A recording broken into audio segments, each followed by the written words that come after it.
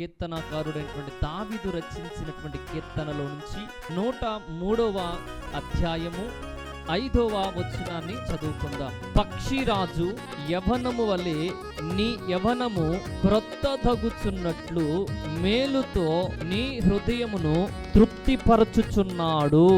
పరిశుద్ధాత్మ దేవుడు 2024 సంవత్సరము ముగించిపోయింది. దాని జ్ఞాపకాలు చాలానే ఉంటాయి, దానికి సంబంధించినటువంటి బాధలు చాలానే ఉంటాయి. కానీ ఈ నూతన సంవత్సరంలో మేలులతో తృప్తిపరచుచున్నాడు.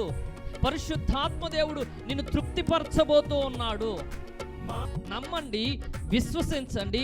ఈ మాటను పట్టుకుని మీరు ప్రార్థన చేయండి. ఈ మాటను ఎత్తిపట్టి, ప్రభువా తృప్తిపరచుచున్నావు, ఇదిగో నన్ను తృప్తిపరుస్తానని వాగ్దానం ఇచ్చావు, మేలుతో నన్ను తృప్తిపరచండి ప్రభువా, నీ మేలు నేను పొందుకోవాలి. కీర్తనల గ్రంథం 31వ అధ్యాయం 19వ వచనం.